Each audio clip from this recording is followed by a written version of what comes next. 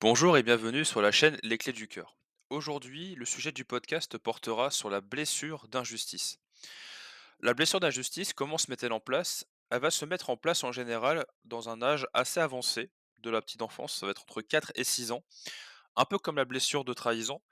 C'est une blessure que je caractérise personnellement de blessure active, c'est-à-dire que c'est une blessure qu'on va plutôt avoir tendance à mettre en place dès le départ, contrairement au rejet ou à l'abandon où ça va être quelque chose qui va être plutôt en passif, quelque chose qui va se mettre en place de manière un peu plus sous-jacente. Cette blessure-là, comment la repérer? Donc il y a plusieurs signes en général d'une personne qui souffre de cette blessure. Ça va être, justement, à la recherche de justice, donc ça va être forcément inhérent, au côté injustice. Il y a ce besoin de justesse et de perfection, très récurrent. Il y a ce côté aussi, sensible, mais pas devant les autres. C'est-à-dire que je vais avoir tendance à montrer à laisser aller mes émotions, mais quand je suis seul, quand je suis, reculé. J'aime pas trop, quelque part qu'on voit que je suis quelqu'un, un peu, comment dire? Qui laisse transparaître ses émotions facilement. Donc j'ai aussi ce fameux contrôle sur moi-même où justement, bah, je vais chercher en permanence à, être parfait. Ça va être, quelque chose qui va revenir très souvent aussi. Ce besoin d'exigence aussi envers soi-même et envers les autres. C'est toujours dans un sens comme dans un autre, bien souvent d'ailleurs. Hem, on a ce côté presque, j'ai envie de dire injuste envers soi-même parce qu'on est tellement dans ce contrôle de soi-même, dans ce côté où je veux en fait ne rien laisser transparaître, que je vais être injuste aussi envers moi-même parce que je ne me laisse pas finalement vivre comme je l'entends. Il y a la peur de se tromper, ça bien entendu qui est assez récurrente et je dirais presque aussi, il y a une certaine forme de difficulté à reconnaître ses limites et à les respecter. On va revenir beaucoup aussi là-dedans.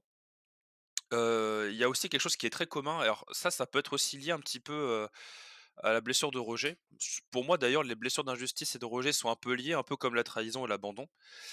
Hem, il y a ce côté aussi, on peut avoir du mal à recevoir de quelqu'un de l'amour et à se laisser aimer, ou même nous, on a du mal à montrer son amour. En général, ça va être des choses qui vont beaucoup revenir. Donc forcément, il y a toutes ces peurs qui peuvent revenir, donc il y a la peur de se tromper, d'être critiqué, de trop en dire, de déborder, perdre le contrôle, de déplaire, d'être trop exigeant, jalouse, et cetera. Donc plein de choses en fait qui font qu'on va finalement un peu s'auto-flageller. Voilà, c'est tout ça, ça va être lié effectivement à la peur d'injustice et forcément, bah, ça va créer des conditionnements par la suite. Donc le conditionnement par définition, donc on le connaît par rapport à la blessure d'injustice, en général, c'est le masque du rigide. C'est-à-dire que on va avoir cette tendance finalement, à avoir un mécanisme de défense comme toutes les autres blessures connues. On va avoir ce fameux masque qui vient là en termes de défense, où justement, bah, je vais me protéger de tout ça. Donc c'est les différents signes, que je vais avoir, donc que je vous ai expliqué un peu plus tôt, donc la sensibilité, mais pas dans les autres et cetera, qui font que finalement, bah, on est rigide. On a ce côté rigide en fin de compte envers les autres, pour justement ne pas subir à nouveau de l'injustice. Donc, que faire? Eh ben, en réalité, c'est très simple. Il faut déjà s'en apercevoir, s'en rendre compte. Comme je le dis souvent dans la plupart de mes vidéos, le plus important, c'est de s'en apercevoir et d'en avoir conscience qu'on peut souffrir d'une blessure d'injustice. Ce n'est pas irréversible, bien au contraire. Le tout, c'est de s'en rendre compte, de comprendre d'où ça peut venir, donc de creuser, à la racine, de savoir quelle situation m'a amené à ressentir cette peur et cette blessure. Il peut aussi, on peut aussi, pardon, comprendre, finalement un peu notre schéma de pensée, c'est-à-dire que, bah, on peut se rendre compte que dans telle ou telle situation au quotidien, je peux avoir telle forme de pensée, telle forme d'émotion et forcément un comportement qui en découle et le schéma aussi dans le sens inverse fonctionne bien sûr, où finalement, bah, je vais m'apercevoir que j'ai cette fameuse rigidité envers les autres et envers moi-même. Donc c'est ce qui fait que je peux me rendre compte que je souffre de cette blessure. Donc le travail que je propose en général, par rapport à cette blessure, c'est de justement toujours comprendre ce mécanisme, presque j'ai envie de dire automatique d'autodéfense, je comprends en fin de compte ma pensée, quelle émotion je ressens et quel comportement en découle.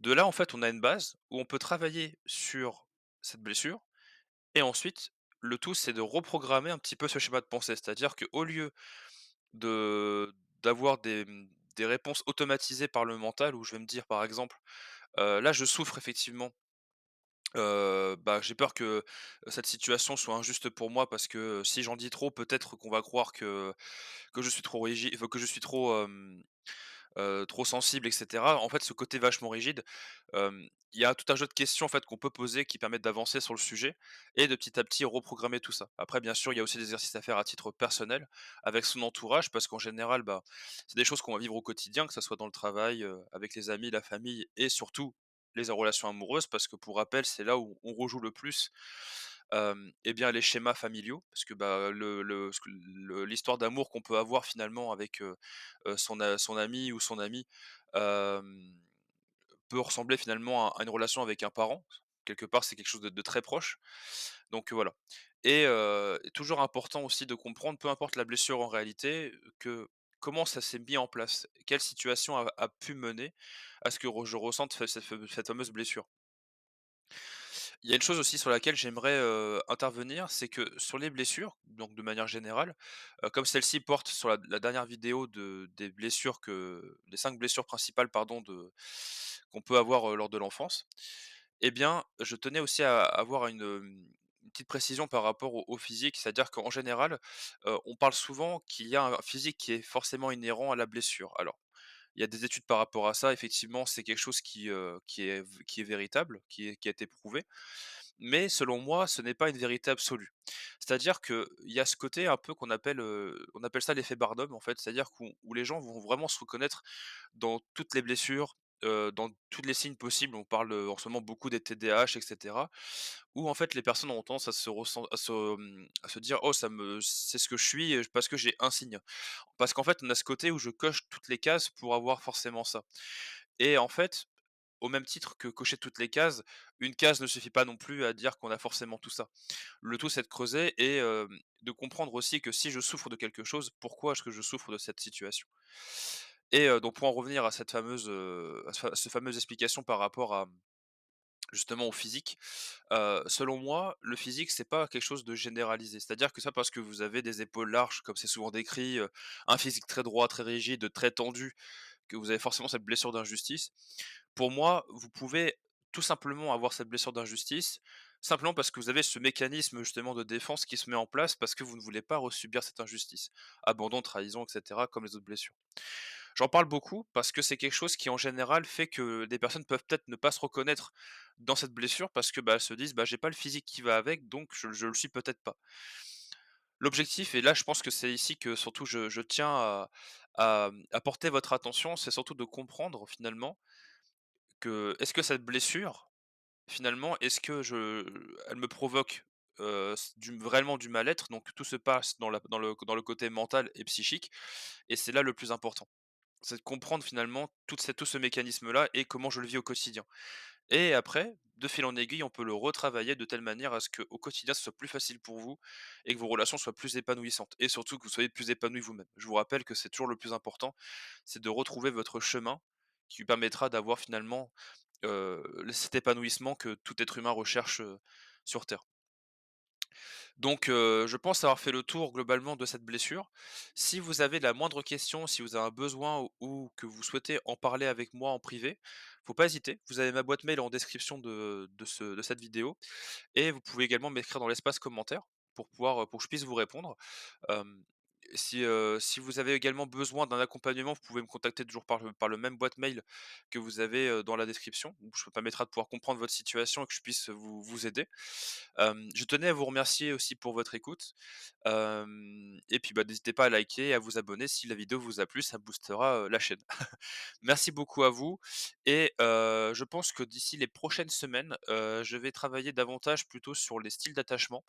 J'étais en train de m'atteler à ça ces derniers jours, et je pense aussi faire une vidéo sur la communication. Donc pour l'instant, je n'en dis pas plus. Je vais me laisser guider un petit peu par tout ça et je reste bien sûr disponible si vous avez des questions. Merci à vous et je vous souhaite une très belle journée. Au revoir.